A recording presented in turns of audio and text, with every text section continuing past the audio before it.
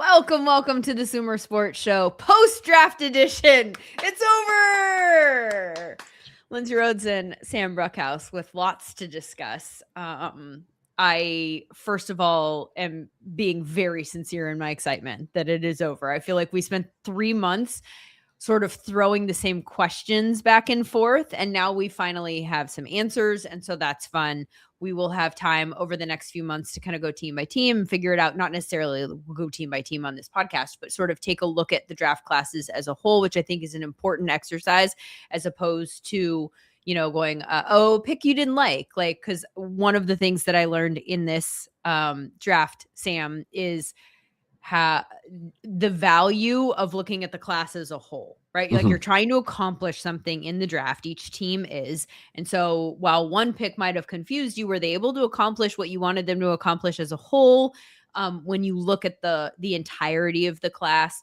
And I think that in some cases where I was like, I do not like that pick necessarily, they were able to come back and kind of make me understand it better a little bit later in the draft. But all in all, I will say the headline, I will say headline, not highlight, for me of this draft is that it completely broke my brain. I have a lot of deep thoughts about where we are as an NFL community. And I think that this was the absolute perfect firestorm of a situation to bring some of these issues that I'm kind of working through right now to the forefront.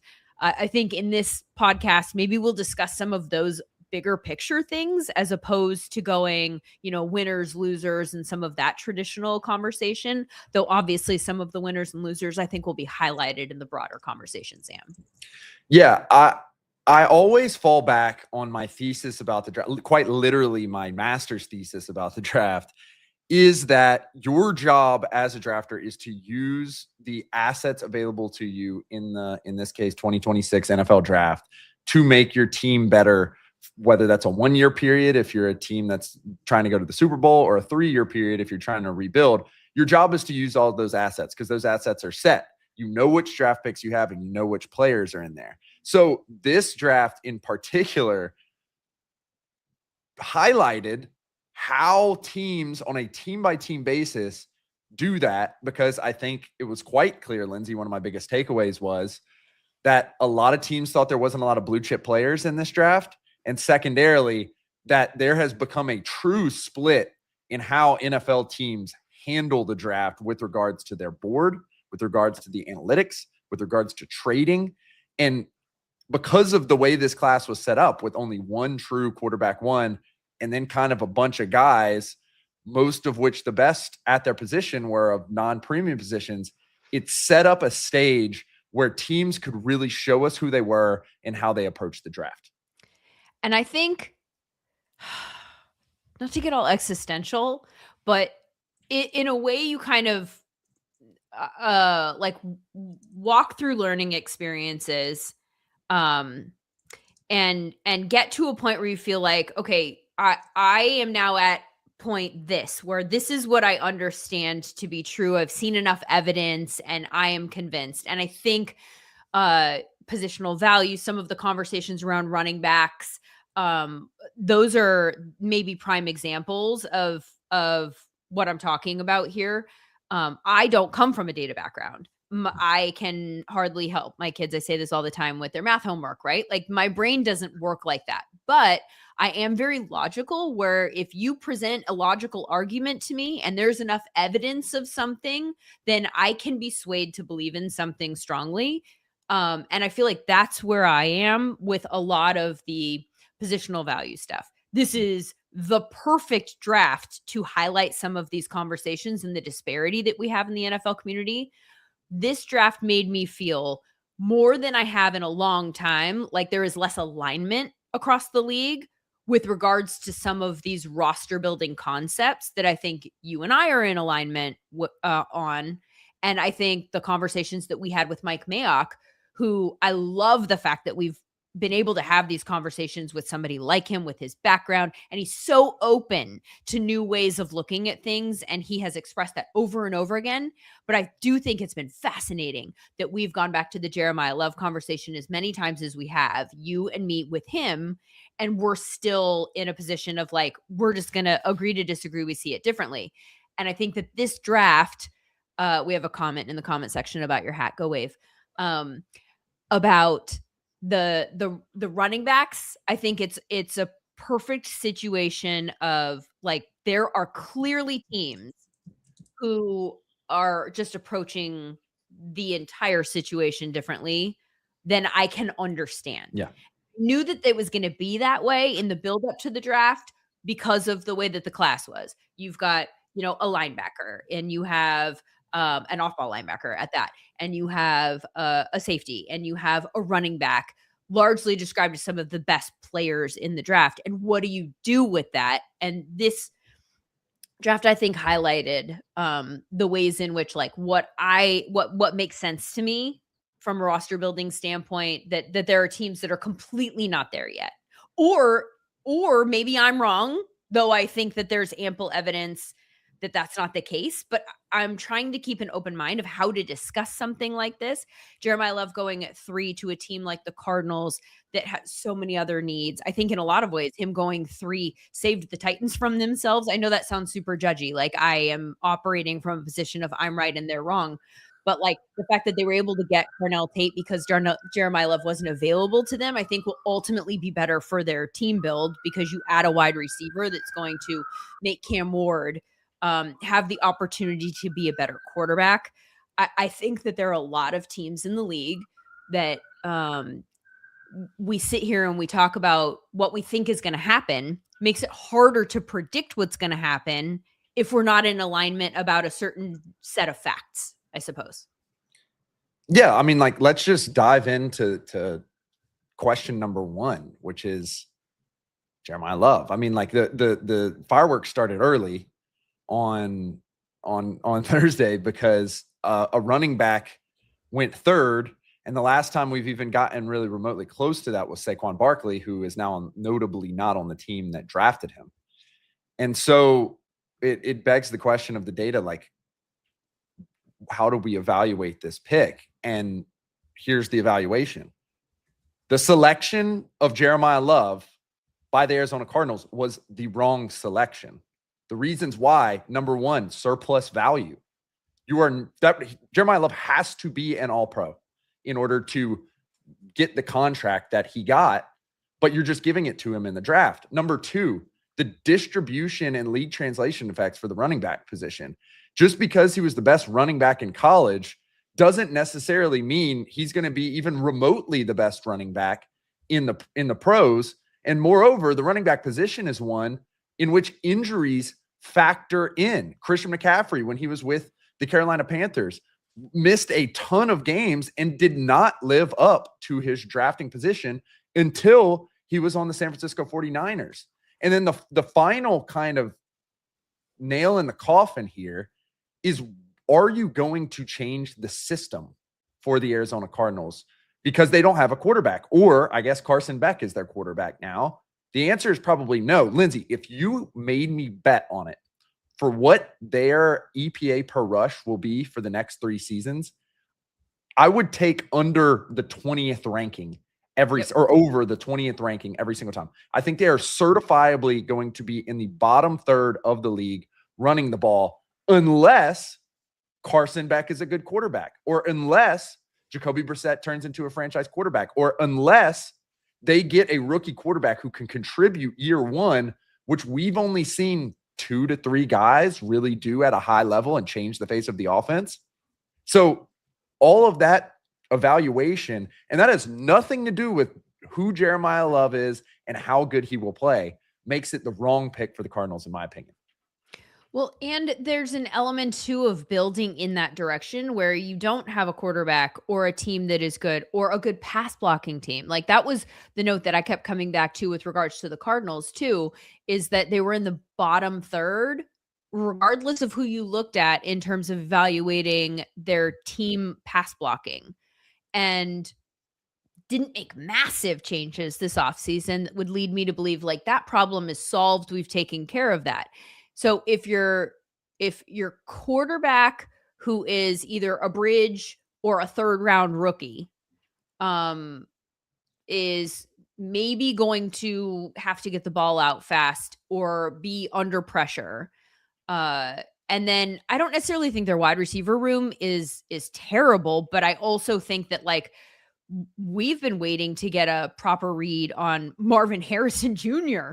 and we don't even have that with the quarterback. So is he going to provide that for the quarterback? Like we're in a situation where there's so many things here that we have question marks about. To plop a running back in that backfield, Ashton Genty, and I know we've brought this example up a million times, that the Raiders were the worst rushing team in the NFL last year, right? And then the argument is that Mike Mayock has made over and over again is that wasn't his fault, that he was a good running back. That is true. That is accurate. But it also makes the point about he cannot, even as talented as he is, make even a difference in his one stat category if the O-line isn't good, the quarterback play isn't good, all these things aren't good. And so if you think plopping him into a backfield where you have a Geno Smith who has shown in the last few years that he can be good if he's in a good environment, suddenly he's in that environment and you can't elevate him enough so that we at least even get the Geno Smith that we saw in Seattle. Now we're seeing the worst version of Geno Smith. Like there's just so many layers of evidence that the running back just doesn't elevate everybody else in the offense. So if you're building it in this way and you have all of these other things and you're expecting the running back to just be a difference maker, or if you're doing what Mike Mayock has said, which is said, okay, but maybe you get a better offensive tackle next year and you get a better quarterback next year. And now you already have the running back. The running back is one of the most depreciating assets in football. Like there are other positions that do get better over time and then they get worse. It's like a curve, right? A quarterback is going to take a few years to hit their peak for the most part. An offensive tackle oftentimes, or, you know, anyone on the offensive line takes a few years and then you hit it and now we're good. There are positions like that that become like fine wine. You get better with age before you start depreciating. The running back is a depreciating asset straight out of the gate. And which is why we see guys like Derrick Henry and Saquon Barkley and even Christian McCaffrey, but Josh Jacobs, all of these high-end running backs are all on second teams. None of them were retained. At some point, their team was like, can't do this anymore, right? So if the idea is you build the running back first and then you put the other assets in, like, is your running back still going to be the best running back by the time you finally have a roster available? So all of these are conversations we've had for years. Yeah. I think the point is, for me, is that there is not an alignment. And I thought that we were farther down the road of having alignment. Like when you and I talk about, and I know I'm kind of going off subject now, but we talked about a lot of the tight end usage last year. Yeah. We talked about why you're doing this kind of thing. And then this draft, there were a lot of blocking tight ends that were drafted that then separately make me go, are we right about why they're doing it? Are they lucking into the data and the efficiency that we're talking about why you would put heavy 12 or 13 usage on the field in order to pass efficiently? Do teams not understand that that's why you're doing it? Do the teams that do it understand that, but the teams that are chasing them not understand that? Like, where is the misalignment here? And it just makes it so hard for me to understand how to talk about this if the people who are charged with actually doing it and executing it don't see it through the same lens. I know I'm being dramatic, but I think that this is it's a dramatic draft for me. Well, I think this is all the same conversation, and what the crux of it is, and it's a little different with the tight end thing because that's a bet on a changing league, but it's related, is that you do not want to dilute the talent of your team. You want to have good players at every position, which is it's a good argument. Like, yeah, I'd love to have all pros at every single position, and I would love to add all pros, and it looks good to ownership when you draft good players over bad players. Like, that's not a shocking thing. It's also very hard to get your team in alignment. when using the current scouting systems that NFL teams use, you place a scouting grade of an all-pro or a pro bowler or a impact starter on a player, and you have an analytics dude like me saying that you should draft a player with a worse grade higher. But here is why. If you are in a position where you are trying to add all-pro talent, those teams are typically in the top 15, which means you're a losing team. The positions that were drafted in the top 15 that we disagreed with, Lindsay, were non-premium positions, and they are not going to change the system. They are not going to meaningfully affect your win total according to FanDuel or anything else, which I know other people don't like talking about, but like that's a good measurement of how that draft pick is going to impact you. And so what happens when you do have a good team? What happens when, maybe you hit on a couple mid-round, late draft picks and you do have a good team? You can go out and get the same level of talent any given year in free agency at a lesser price. That is the argument that we're trying to make here. Don't address the running back position in the draft because you are locking in more guaranteed money and more assets and more time to a player that, if all of a sudden you become good, you can go get a Kenneth Walker, who is probably going to, who frankly this year didn't play all that good. In the playoffs, he played really good, but he achieved a big contract. You can go get a Saquon Barkley. You can go get a Derrick Henry. You can go get a Breece Hall, a Travis Etienne. Like, that's just in the last 3 years that I'm listing off the guys that you could potentially get. And so the biggest problem is there's going to be a team potentially in 3 or 4 years, 4 or 5 years, I guess, technically, that is going to become good and is going to be a great home for Jeremiah Love. And the Cardinals are going to be in the position where they're thinking to themselves, well, we're not good yet. And look, maybe they get a quarterback next year and maybe it all works out. But that's going to be because of the quarterback, not because of Jeremiah Love. And so then Jeremiah Love's going to go to another team and become that 8-0 player. And the decision maker is going to be sitting there looking like he has egg on his face. That is what we're arguing for. And the reason I say that conversation is it's very similar with the linebacker position. And it's very similar with that kind of inline blocking tight end position. You can go get that player in free agency in any given year. You just need to address the quarterback position, address the impact positions that you can't get in free agency, and then you can go get your 8-0 or 7-0 or impact starter, quality starter in free agency at the same exact cost as the draft pick. I mean, I'm trying to think of other analogies, right? Like if you have a limited amount of money, how you would spend your money on the things that are really going to most make a difference on your quality of life, right? It's like, it's the same thing for a team, or even in sports analogies, like in baseball, if you have, and I'm thinking like, I am an Angels fan, right? We have Mike Trout sitting there, awesome baseball player. Not enough. So you have years with we had Shohei and Mike Trout, right? So you've got like two guys, but you sort of look at it, maybe Shohei throws this argument out the window, but you go, if you built, let's take Shohei out of it. Maybe this is a bad example. But you go, okay, we've got like the one of the best players ever in the outfield. And then let's say you have a Gold Glove shortstop and you're like, gosh, he's so good. Let's go get him. And then you've got a really good catcher, but you haven't spent your assets on building up your pitching staff. If your pitching staff is not one of the best in the league, you have no chance. You just have no chance. So it's about like where you put your assets. Like it almost feels like it is a luxury to have the best player in baseball who is one hitter and one outfielder that doesn't have a direct impact on, it's not a winning formula. And so you kind of have to look at like, okay, so that being said, what is the winning formula? Is the winning formula to spend what limited assets we have, either money or draft picks or whatever, on building out the best pitching staff that you've ever seen, and then drop in this type of hitter, and then kind of go Moneyball and like just get guys who are on base, or like that's where we are in football, where like it feels like the running back is quite clearly not a foundational player.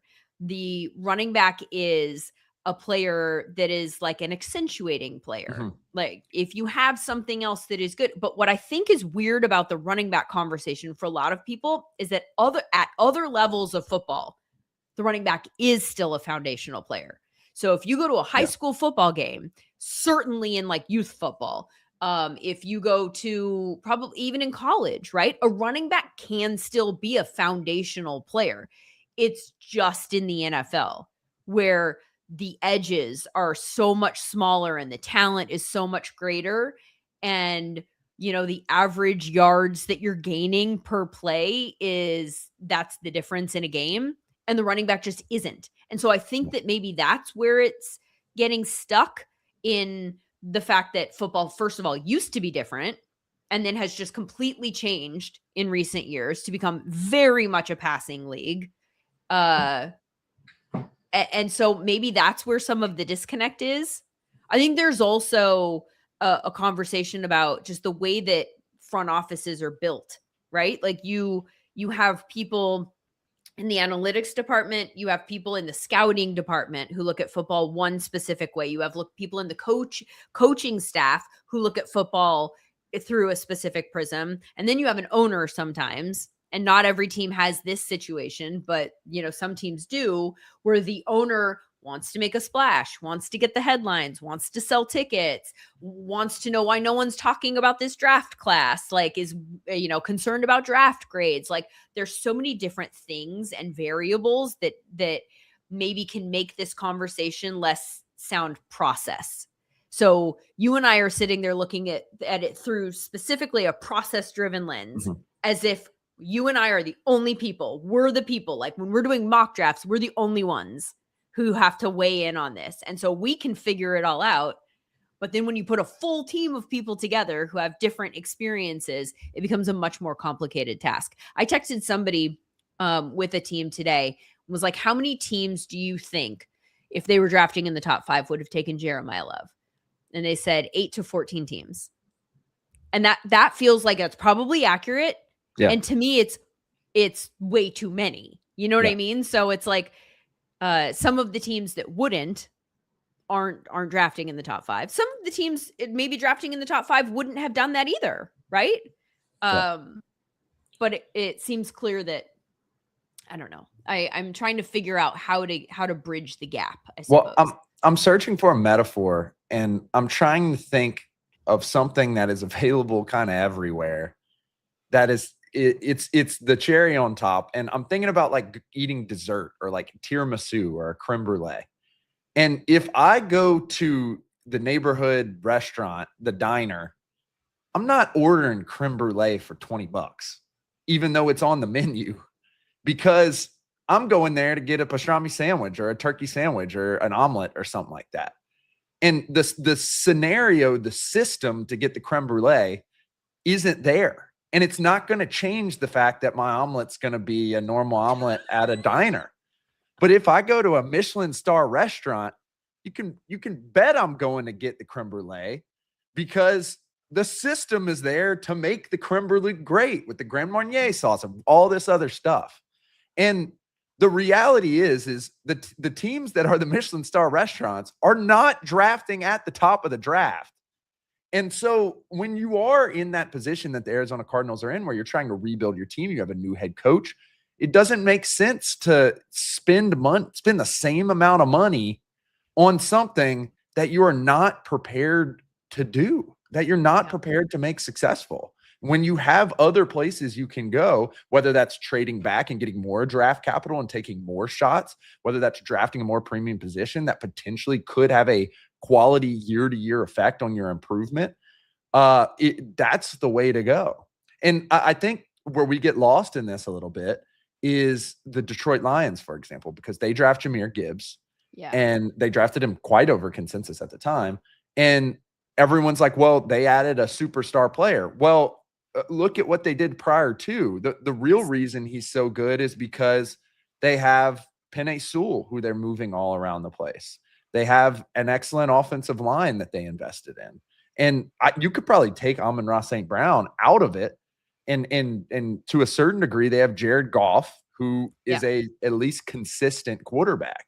And so if you have all those things, then a running back, it does provide that extra value and it does raise your ceiling.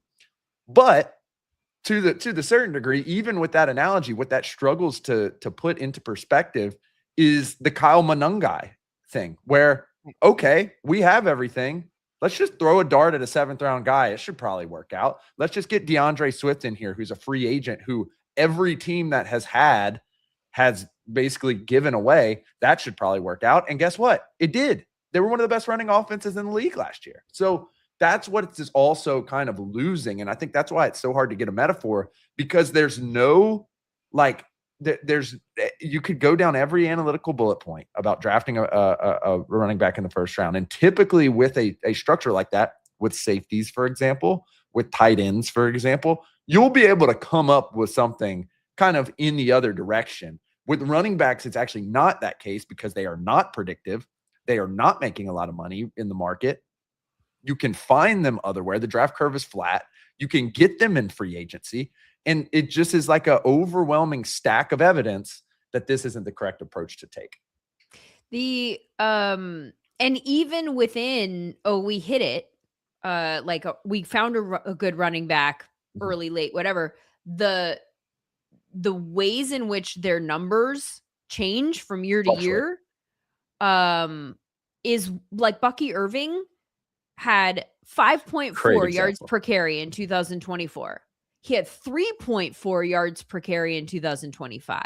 And was hurt for most of the season as well, which is it's endemic to the position. Yep. His success rate dropped by 10%. His total EPA went from plus 21 to minus 36. Like, that's a wild swing from one year to the next year. We just don't see the swings that are that crazy happen at the wide receiver position. Some of these other positions are a little bit more stable. This running back position, there's so much evidence that it is reliant on environment, even for the successful years. And then to the point of, the fact that you can find them later, Rico Dowdle, Jordan Mason, Jaylen Warren. I know I'm not rattling off some of the top running backs in the NFL, but these are running backs that teams who were fairly successful last year, right? Like, you're looking at the Panthers and the Steelers. We're talking about playoff teams here. Those were undrafted free agents, and there were their team's touch leaders last season. Bucky, perfect example, came out of the 4th round. Kyron came out of the 5th round. Kyle Monangai, who you mentioned, came out of the 7th round. There were 12 teams whose touch leaders at running back were drafted in the 4th round or later. There were only 7 touch leaders that were drafted in the 1st round. And of the 12 running backs who were their team's touch leaders last year, 7 of those were top 13 in rush EPA. So there's some they're not just getting the ball on a bad team. I mean, obviously, if you could upgrade from a Jaylen Warren to a Bijan Robinson, awesome. Like, you would absolutely do that. But I think it's telling that you can get to the playoffs with an undrafted free agent there, right? And clearly the problem there was not that the running back play wasn't good enough, right? Like, there were other issues in play as to why they didn't go further. Yeah. So I just think it's a really interesting argument with regards to the running back, with everything else, that I know people are like, oh, analytics are nerds, you're ruining things. And this one, I think, more than anything, is confusing to me, because it's not even, the arguments are trying to predict future behavior, but it's based on past behavior. There is nothing in the recent past that suggests that anything different is true, except for maybe the outlier that is Jahmyr Gibbs, who is explained by the things that you said, that he was dropped into a good environment. So he's having success and his team is good, but he's having success and his team is good because the team was good already. The pieces And- were already there. So it's confusing to me that despite all of this ample evidence that's saying this has not happened when these things have been in place, that we would continue to expect that to be different moving forward in similar environments. So that's one of my big things that I'm confused about after this draft. But we also knew going into this draft that this was going to be the case. We knew Jeremiah Love was going to go in the top 5. So I'm not necessarily hung up on the fact that Jeremiah Love went in the top 5. I think more than anything, it was just the same reason that I had a hard time doing a mock draft for this, because I couldn't in good faith have a team take Jeremiah Love in the top 5, but I knew it was going to happen. And then similar with some of the other positions, like what I would have done and what I think was best process for some of these teams, I knew wasn't going to actually play out. So it felt like an exercise that wasn't even worth doing to a degree, because it was just going to frustrate me. And then I felt like the actual draft kind of frustrated me as well. Yeah, there's 2 other examples that come up in my mind as you were explaining. Number one, with the predictiveness stuff. Actually, I'm going to start somewhere else. I'm going to start at the you can find them elsewhere. You know who seems to have, number one, learned this, and number 2, understand this? The Los Angeles Rams. Kyron Williams was not drafted in the first round. Kyron Williams was drafted in the middle rounds and became an All-Pro. And then you know where they spent draft capital again at the running back position? On Blake Corum. And then they spent draft capital in the middle rounds again last year. So they're just taking shots in the middle and late rounds where the draft curves have converged. And it's leading to Blake Corum being pretty good in his second year. Kyron Williams making an All-Pro list. I don't know what's going to happen with Jarquez Hunter, but you know, like it's clear that the Rams understand this kind of in lieu of the way that other teams are approaching it. That's number one. Number 2 is we're talking about the predictiveness stuff. Let's take it up to the highest possible level. Saquon Barkley and the Philadelphia Eagles. The offensive coordinator changes. Quarterback takes a slight regression. Offensive line has 1 injury at the left guard position. And all of a sudden, he's no longer the best running back in the league. Not even really considered to be talked about for all pros at the end of the year. That had really nothing to do with Saquon. That had everything to do with the system. And so that brings about a discussion, I think, about the Seattle Seahawks, who also did this. And we have a request to talk about the Jadarian Price blowback that I'm getting on Zach Gelb's, friend of the show, Zach Gelb's YouTube right now, of people telling me that the Seahawks offense was built on the running game last year, and that, you know, we had to replace Kenneth Walker. He was explosive. They were literally almost the worst rushing offense in the league. 29th in rush EPA. Exactly. And what they were trying to do with the running game, because they were not confident that they could protect Sam Darnold. And this isn't coming from me. Clint Kubiak told us this to our faces at the Super Bowl, that the reason he was running so much was because he wanted to protect his quarterback. And so they were unconfident that they could protect the quarterback. And number 2, their entire offense as a result was based off of explosive downfield play action passes, which we saw in the Super Bowl. And so if those are your problems as an offense, what is adding Jadarian Price going to add over what Kenneth Walker gave you last year? That's the big question that I think comes about, and why I'm happy to double down on that, because this isn't even one where I'm projecting or using models or anything else. These are just straight facts. Clint Kubiak told us the reason they were running so much was because he felt they couldn't protect the quarterback, and he wanted to protect the quarterback.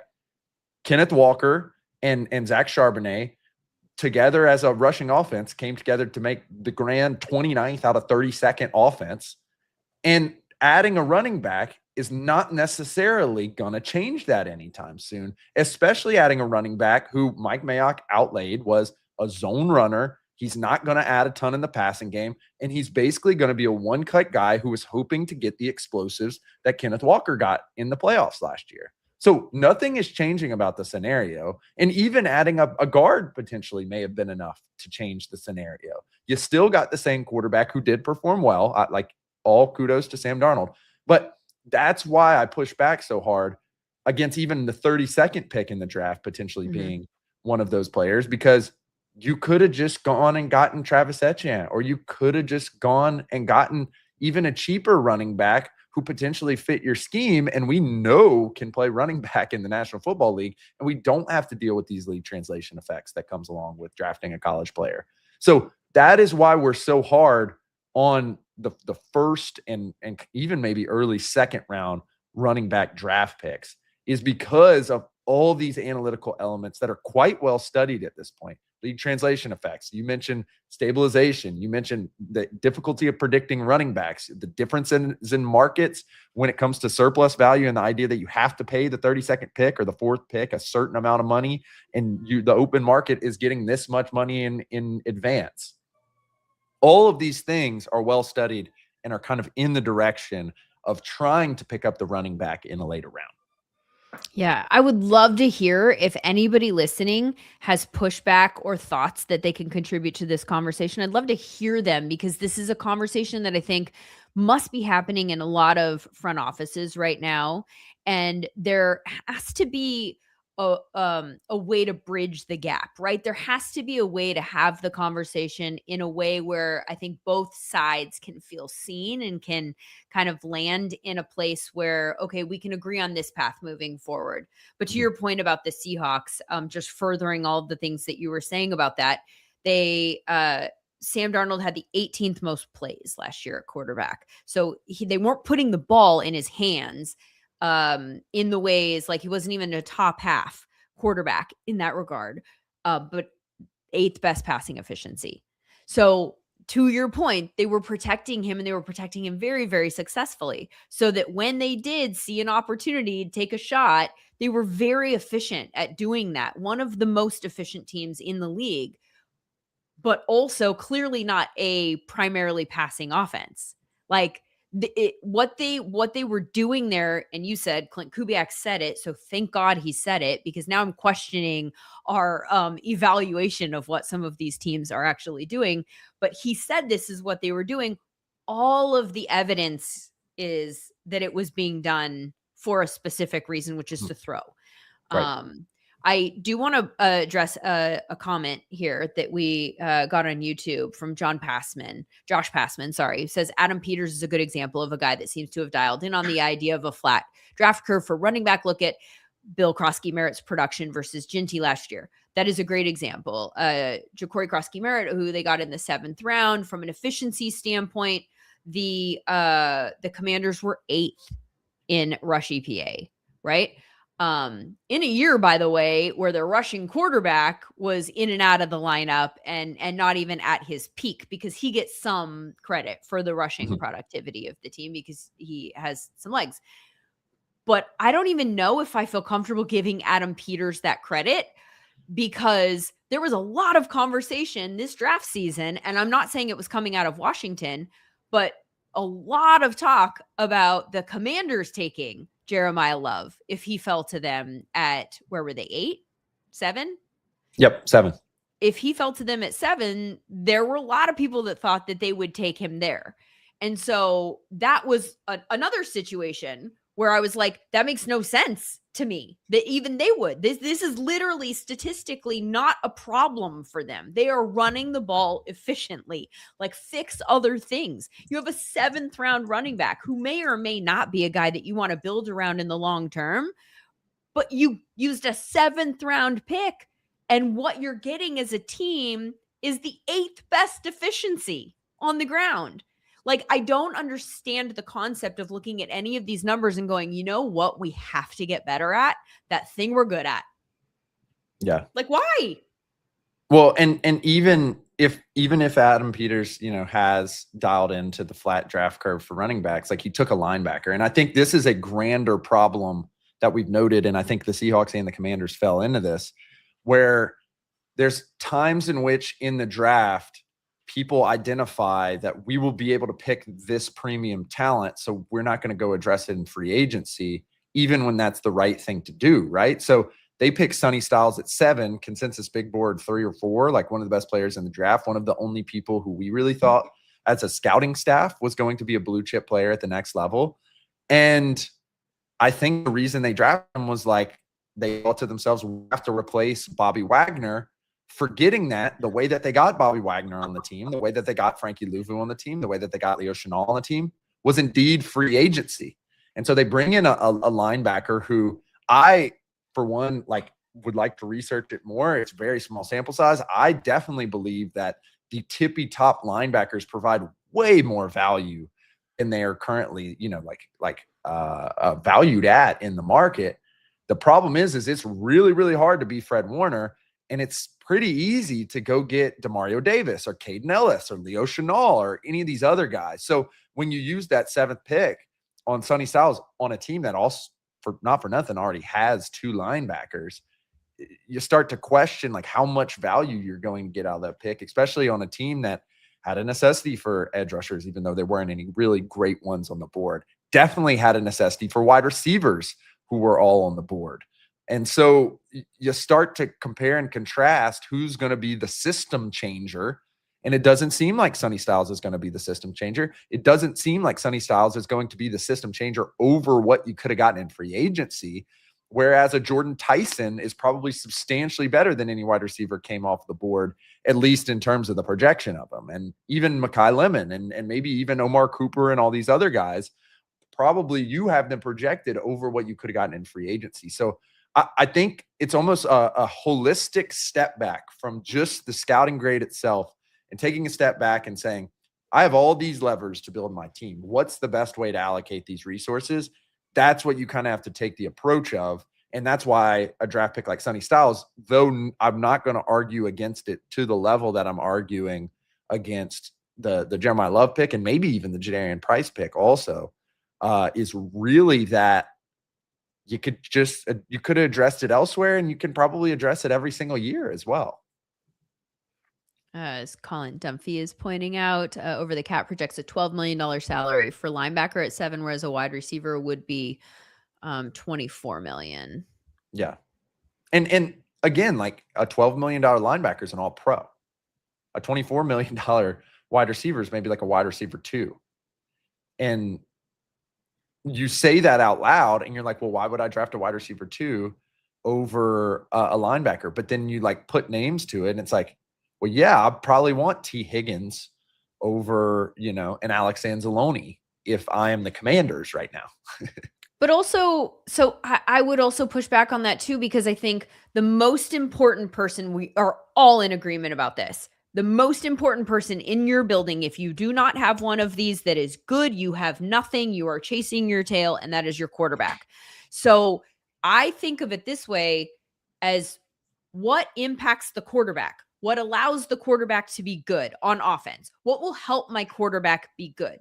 And clearly there is evidence that having, bless you, 4 times, on mute though, so people who are just listening and not watching have no idea what I'm talking about.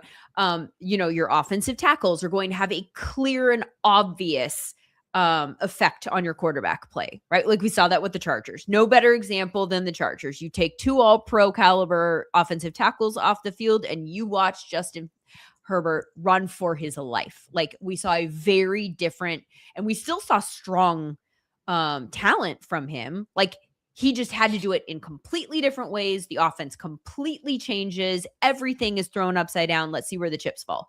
Wide receiver impacts the quarterback. Even a wide receiver 3, if you can upgrade your wide receiver 3 so you have 3 outstanding or above average then compared to other teams, 3 wide receivers or a pass catching tight end even. And I know that this is lower down the positional value, but in terms of things that are lower, I would actually argue that the tight end has more impact on Definitely. the quarterback and their ability to be successful than does the running back.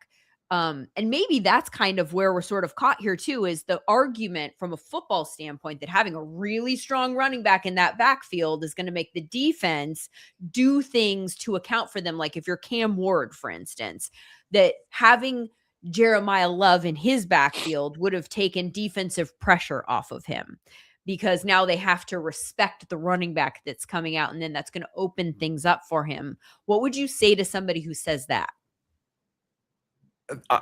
That could definitely be true, but that's not really going to help your quarterback, or at least we haven't found that it helps your quarterback. And the real thing is, if you have a guy who is a good running back, you're probably going to want to give him carries.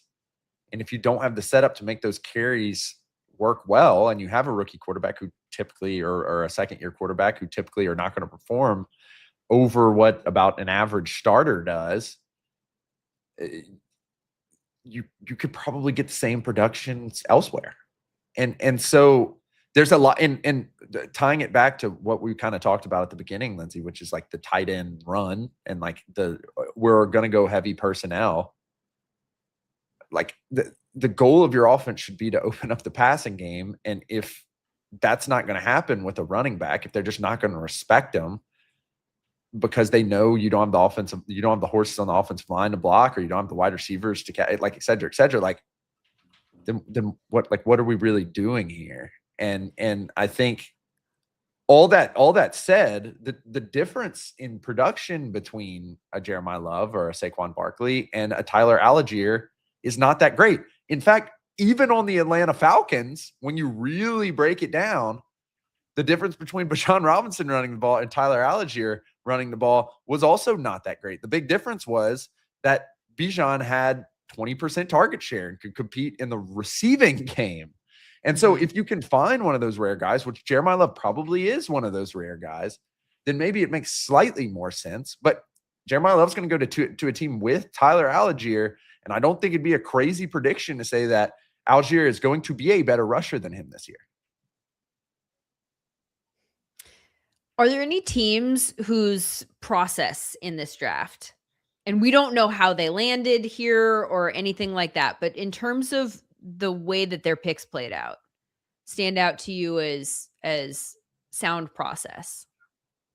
Not seriously unexpectedly, but I think that the Cleveland Browns at some point have to be good. Like they have to get lucky at some point, because they took multiple different analytical approaches to get at their 2026 draft board. Number one, they trade down and still get the player that they, I believe, wanted. So they go from 6 to 9.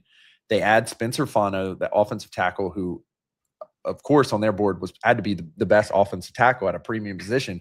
And the bet was basically that people were going to take non-premium positions in front of them, or at least one team would, which indeed the Commanders go non-premium position.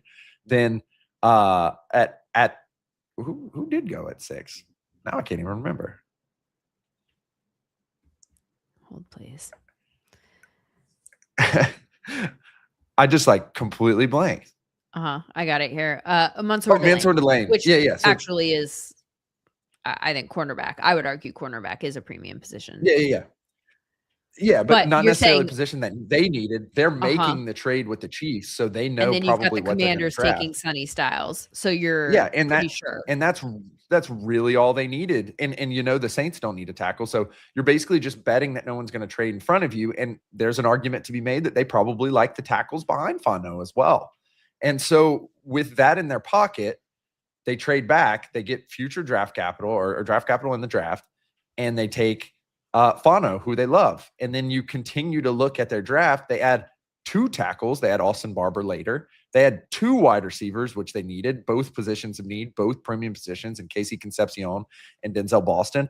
And then they grab Emmanuel McNeil Warren, who basically fell down the consensus big board as a result of kind of the mechanics of the draft, really, of teams getting excited about other positions and runs happening in other spots. And you kind of take a step back, and through the 3rd round, they've potentially addressed both of their needs. They've potentially addressed it with multiple players, and they add a depth piece at safety, which has been a position of strength for them because he was just so good on their board and he fell to them. And then you look at the back half of the draft, and they start to kind of increase the ranges that they feel good about. Parker Brailsford, they pick slightly ahead of consensus, but I think our scouts absolutely loved him. We talked about him on the evaluation, which you can go watch right now on SumerSports' YouTube if you're watching there. You can go see that evaluation, Parker Brailsford, and see why our scouts love him so much. They pick him up. He was our top-graded center. Exactly. They get him in the 5th round. Then you add Taylon Green in the 6th round, a high potential quarterback. Like, everything was explainable from an analytical perspective. And I'm not asking that it has to be explainable from an analytical perspective. I think that Caleb Downs was an excellent pick. And do I have hypotheses that it was a good pick because the slot corner position is potentially becoming more valuable than other positions? Yes. But analytically, I don't know if it was that great of a pick, and I don't need that to be explained to me. I think it works out for them. But teams like the Cleveland Browns or the Philadelphia Eagles, everything, it's clear that there's a process, there's a philosophy, and you can go, oh, I see what they did right there. Yeah. Austin Barber was one of the guys that they got there at tackle. So again, they're walking with 2 offensive linemen, potentially 2 tackles, right? In Fano and Austin Barber. We had Austin Barber probably as the most underrated offensive lineman, according to our scout grades. Our scouts had him in our 2nd tier of offensive tackles. And I know nobody else really talked about him that way. And we didn't talk about him that much in the draft process either. There was like a top tier and then there was a 2nd tier and it wasn't even that deep. I think through the 2nd tier was probably like 8 guys.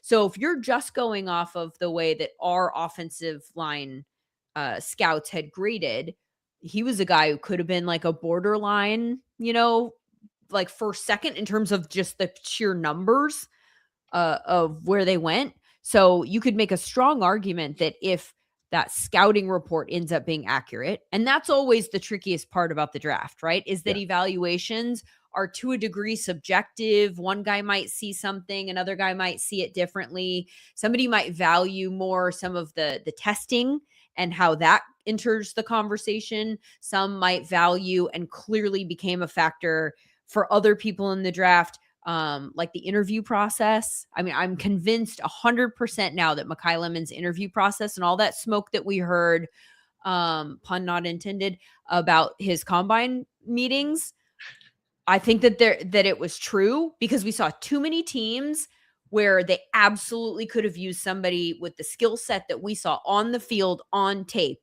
and too many of them passed on him. So, and I have talked to a few people on teams that said personally who are people I trust, that the interview was terrible. And it was just, they walked out going like, I don't know if we can even do that, And so I think that there came a point in the draft where I was watching just from a pure evaluation standpoint with Mekhi Lemon. And I know I've taken a full sidebar here, where I was like, I would have rather had him here. I would have rather had him here. I would rather have him here. But then once he falls past enough teams, you're like, oh, this isn't about that. There's something else that they know that we don't know that kind of lifts the whole evaluation, whether it was a good choice or not a good choice to draft him off the table, because this is about something else.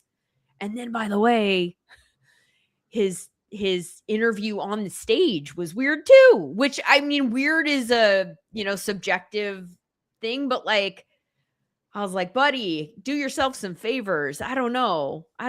Because you have said a lot of times throughout this process that we didn't hear any of this stuff at USC, and that's true. Right. But it's all we heard during the draft process. And maybe it's just more eyes on him. But it's funny that the team that stops the drop is the Eagles, who have done this time and time again. It works every single time. Like, say what you would about Jalen Carter and say about his erratic play on the field, but that's a borderline 2-time All-Pro. Mm-hmm. And talking about explainability of the picks, you can tell where maybe the line wasn't necessarily crossed when the Eagles go select him. And it doesn't just have to be character. They did the same thing with Jahad Campbell last year with regards to the medical, and he ends up playing pretty well for them. So everyone has their own line. And I like, if you don't think he's a fit for your team, if you think the character is bad, et cetera, and you think that it's potential risk, that's actually one thing I'm not going to fight back against. It's just tough that it's the Eagles who have a history of dealing with these types of personalities, including Sirianni getting A.J. Brown on the field every single year, which has really nothing to do with character and has to do with him not getting the ball. And he's made that work for the better part of, 3 or 4 years now. So you get him in a system where you think, especially a player who basically across the board, they have just said he's a little weird. There's no questions about his competitiveness or his ability to scrap on the field because he's in the trenches blocking. You could just go watch the film. You start to ask questions about why he's falling. So that's a particular interesting thing. But I want to push back on the word character there, though, because I know that we've used that one word as a way to bucket a lot of nebulous, intangible things that happen around draft time. I think sometimes there can be concerns about ability to communicate, about ability to like gel with the locker room and the personalities that are already there. I think that there's a lot of stuff that isn't necessarily, I think that one word character might be where we lose some people, and not we, but just the whole draft conversation, because, you could be like, he hasn't gotten in trouble. We haven't heard any of these kinds of, like, run-ins with the law or anything like that you hear about some people, and they're not all the same. Not all concerns are the same level of concerns. But I do think that there's something to be said for, like, a job interview that just doesn't go well, that you're like, we didn't like him, or we don't know how to communicate with him, or something like that. Which is the buzz that I heard about Mekhi Lemon, and I know was also out there from other people. And now I'm tending to believe that was an issue. But I do think that there's also something there about the fact that he went to the Eagles, as you've pointed out, and will now probably be like an all-pro caliber player. I think there's also something about draft evaluation that is interesting, where it almost feels like we should bucket teams and the way we evaluate their drafts into already good teams and teams that are not good yet, because the process is somewhat different. And if you are a team like the Eagles, and there's a number of other teams that fit this category, I think you can take chances more. Like, you just can. You can go, you can let a talent fall and go, okay, great. We don't really have a lot of needs. We've got a good team already. It's not going to kill us if this doesn't work out. We already have strong, dominant people in this locker room. You're going to have to get up to our speed. You're not coming into this locker room as a star that is going to demand the attention. We're the stars. The team is the star. You're going to have to get on board with us. And I think that there's something about that dynamic that can somehow take people who otherwise maybe wouldn't have worked out in other situations, and creates a dynamic where it does work out that wouldn't necessarily work out if you were in the not already good team yet bucket. Yeah. Do you think there's any truth to that? I think that makes a lot of sense. And the flip side of that is, like, we sort of have it. The plans are in line, but, like, how do we ensure this goes the right direction? And I think you look at the Saints and the Titans, for example, and, like, you're drafting a certain way as well, where we got to figure out if this quarterback is good. We think he may be good. You could kind of put the Panthers in there too, with their selection of Monroe Freeling in the first round. But it's like, we got to figure out if this guy's good at the quarterback position. And then you have the teams like who can take the risks. And then you have the teams who are just searching for home runs at core positions, because they can't necessarily get a quarterback in this draft. So I think that you hit it on the head. There's basically 3 different lanes of how we have to grade these teams. But the reality is if you look at what the Browns do and you look at what the Eagles do, it's a lot of the same stuff, despite one drafting with the 6th pick in the draft and one drafting with the 20th pick in the draft. So it's like, maybe the lineage really isn't all that far, and you should just take the Eagles approach and hope that you stick around long enough for it to work, because all things indicate that it is going to work at some point.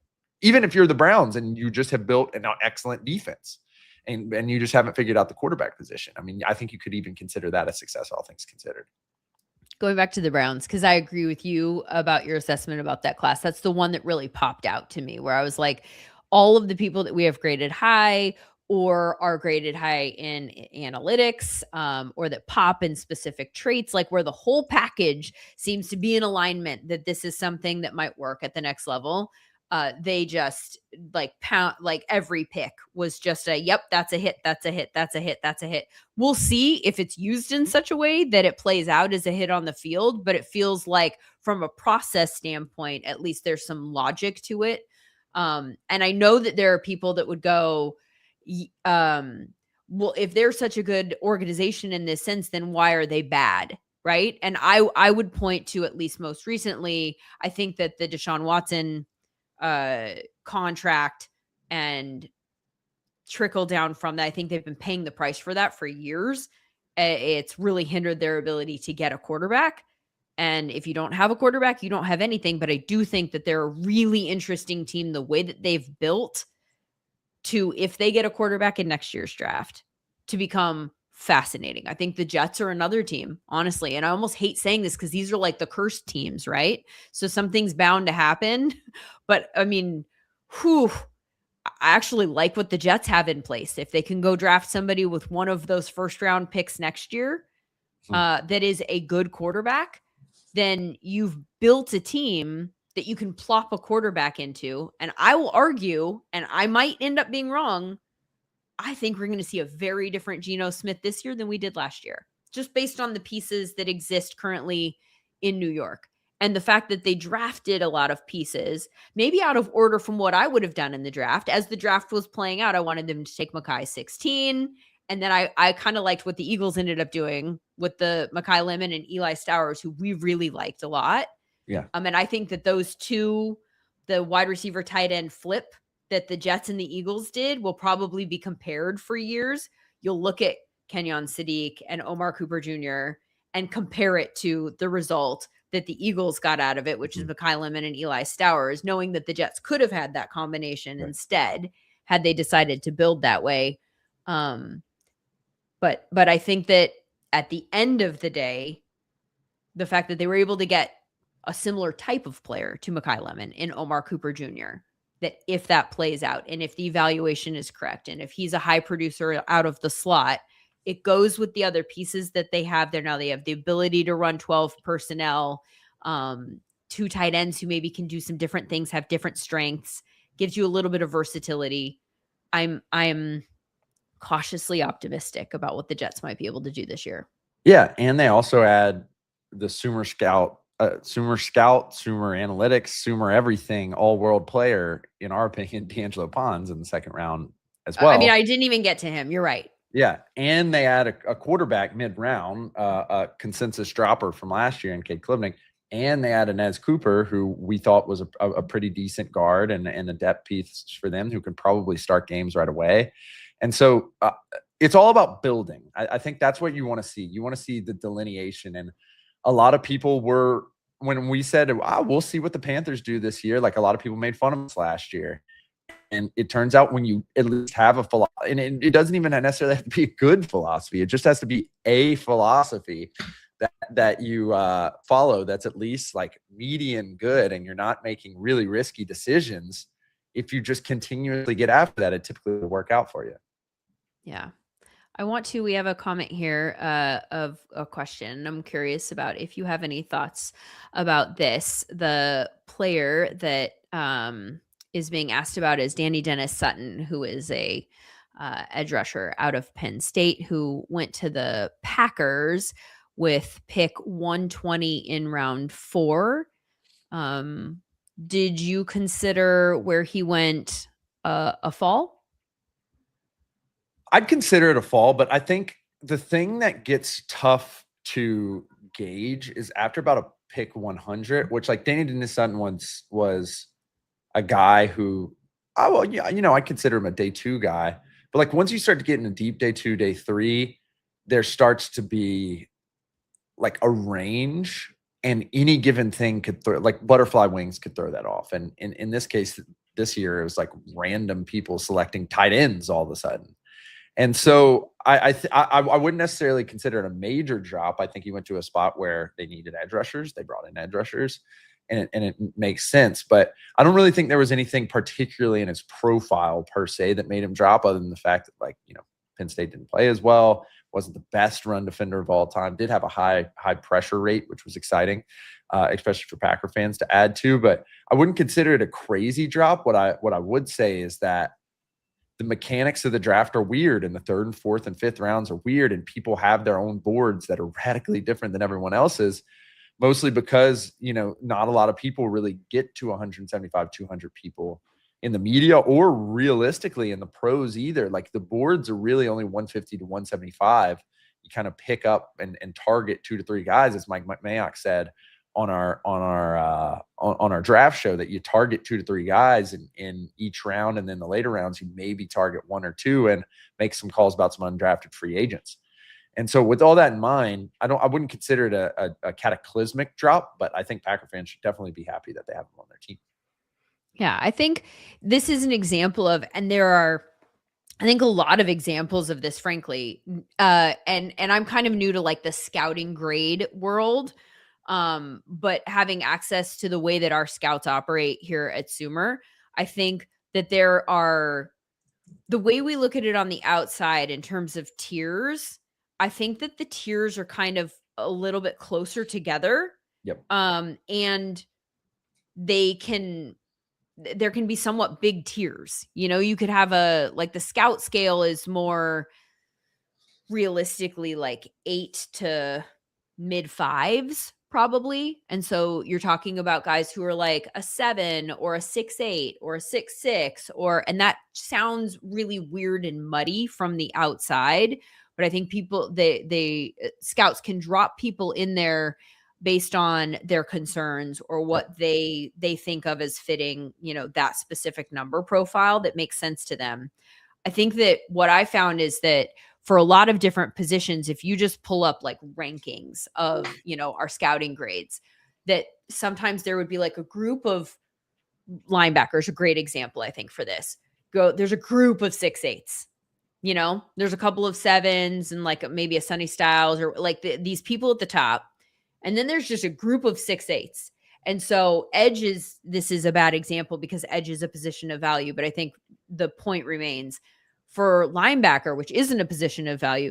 There were people that were in that group of 6'8" that were undrafted, like undrafted free agents, and had the same scout grade. And this is just one part of the evaluation process because you still have to factor in all of the testing at the combine and pro day. Like there are all of these different things. But just in terms of that initial grade based on their tape, there were guys in the exact same clump of tier that went earlier and then went undrafted, right? Because it can just be a big group of people.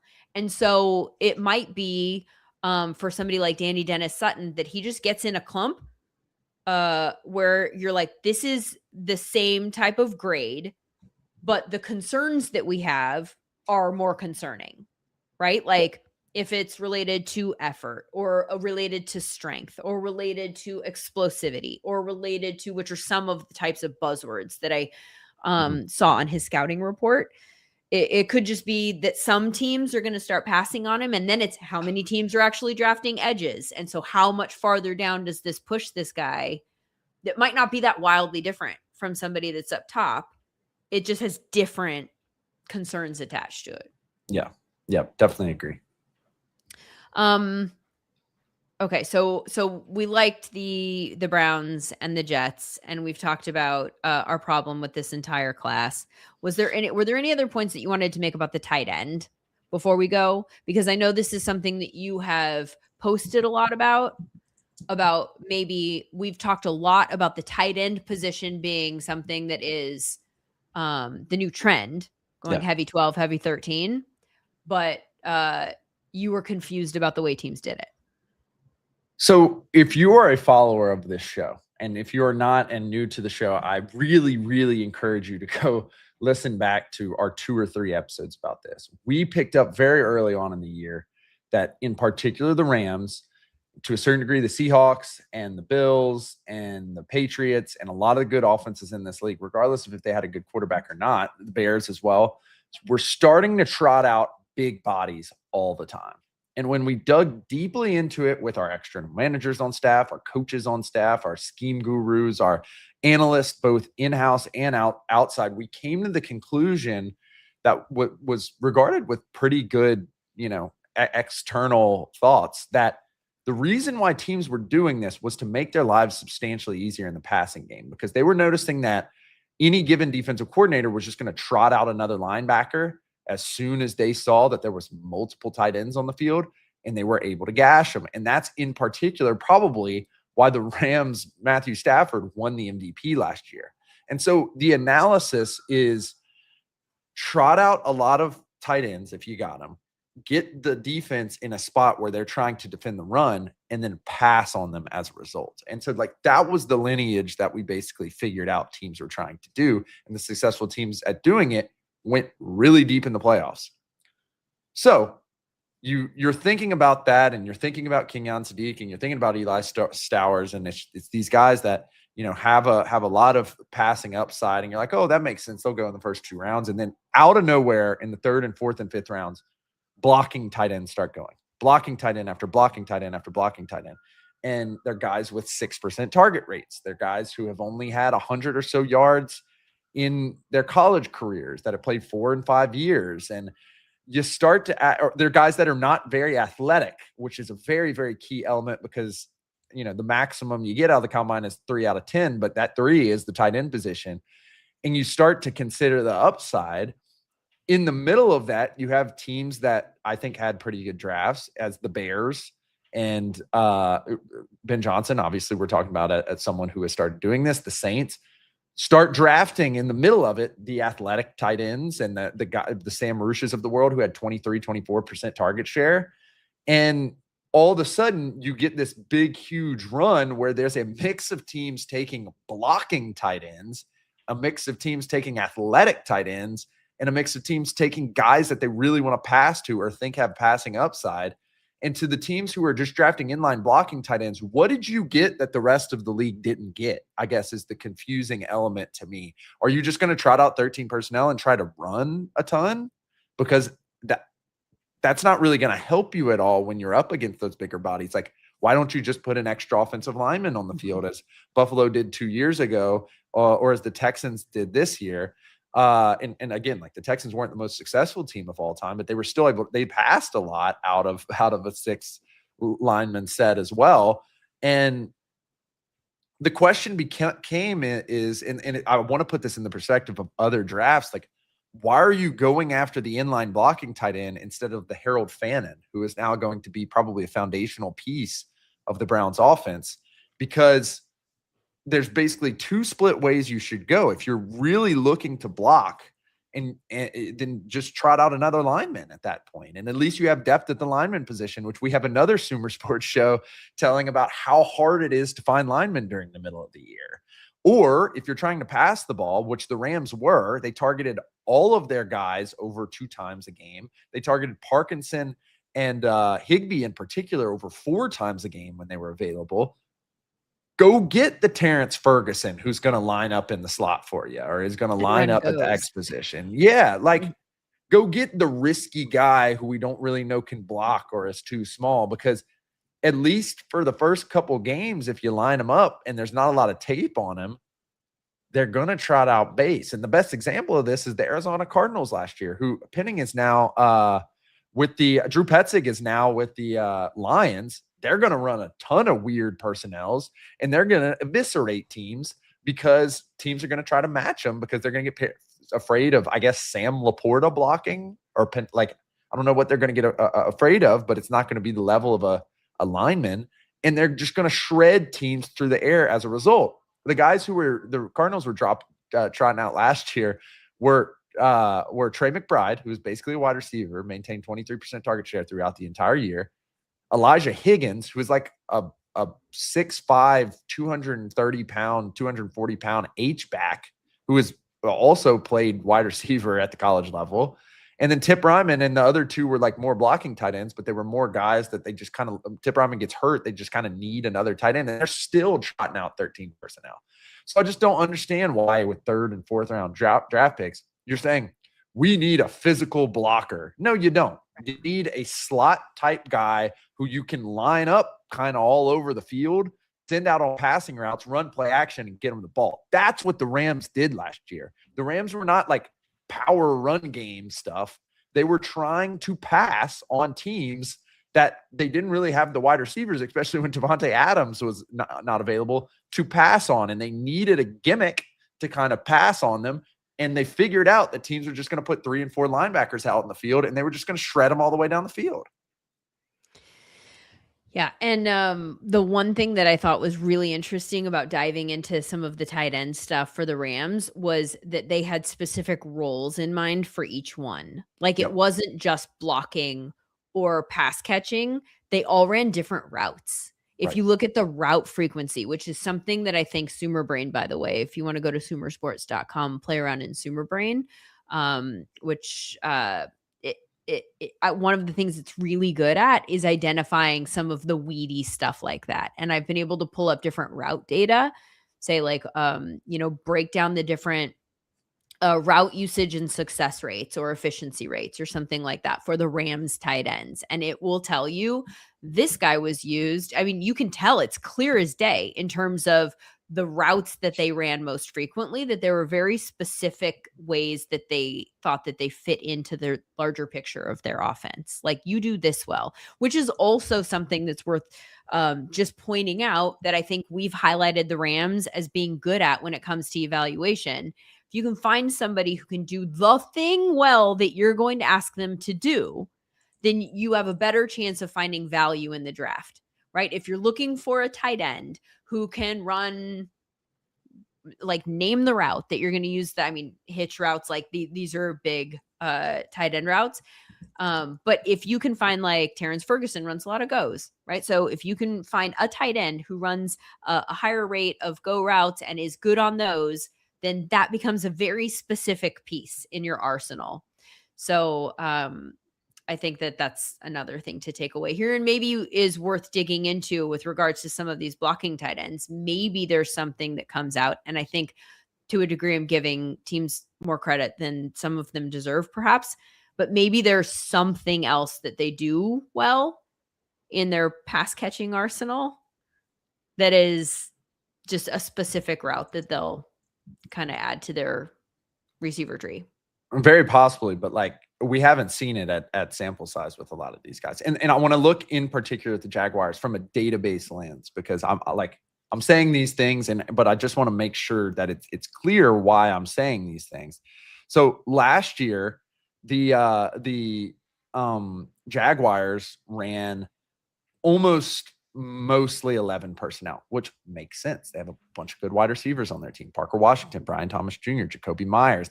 At times they had Travis Hunter as well. 67% of the time they were in 11 personnel. The second most, which is most of the rest, another 18, 20%, is 12 personnel. They ran it last year with Brenton Strange, who was an excellent receiving guy, and Johnny Munt, who's a long-time kind of true tight end Y. Now, last year, in terms of his receiving, he was receiving about a target a game, which is typically the tight end Y stuff. John Bates, Drew Sample, they're around that. They were 17th in EPA in 12 personnel. So they were below average. They did run it kind of over 150 times, so they ran it quite a bit. They passed it at the same level that they did 11 personnel. So exact same EPA per pass outside of the red zone that they did in 11 personnel. And they ran it way worse than they did in 11 personnel. Not even close. Like literally almost 10 times worse. So it's like 0.02 per rush, negative 0.02 per rush. It was negative 0.1. So like if you tip by moving the decimal point to the left, that's basically almost what they did. 50% worse. And so you ask yourself, okay, Johnny Munt's not on the team anymore. We're going to add Nate Warkirker in here for the Johnny Munt role. What's that going to change? What's that going to change? Now, if he turns out to be an excellent pass catching guy, I am dead wrong, but we've literally never seen it from him ever. And so like, how are we supposed to know? Clearly you are, and in that case, like James Gladstone, clapping for you. You have some evaluation technique that we do not have, and we will study it moving forward. And I will admit I'm wrong, but yeah, like I'm just reading you what happened. Like you said, like we're looking to the past here. We're not even necessarily looking to the future. We're looking at the same exact team with the same exact players. You're just slotting in a rookie for a veteran guy who's probably only going to get one target a game, given that you got to feed all these other people around the Jaguars organization. So if you were to ask me, what do I expect them, how efficient do I expect them to run the ball next year in 12 personnel? I'm going to say exactly like you did the year prior, which was not very good. So many layers to this post-draft conversation. And like I said, I think we just needed to get some stuff off our chest in the immediate aftermath of the draft. And then in the next few, weeks and months, we'll be able to get into some of the more specific teams that were changed and teams that drafted well, kind of like what the draft ultimately will mean for next season. But I think that one of the things that we like to do here at Sumer is talk about process. We like to talk about some of the areas that I think are specific to us. And I think that there were a lot of lessons to come out of this draft that don't necessarily have answers, but are worthy of discussion to try and get to a place where, maybe moving forward, we can figure out a way for football teams, analytics, front office, coaching staffs, all of us to be in alignment. And one of the things that we need to figure out here at SumerSports is a way to have these conversations with these teams, right? And so if it's not landing, then if we're not in alignment, we need to figure out a way to get in alignment. So thanks for going through this process with us on the Sumer Sports Show. We'll be back again next week with another episode for Sam and Matt Stopsky. Behind the Glass, I'm Lindsay Rhodes. Thank you for being with us.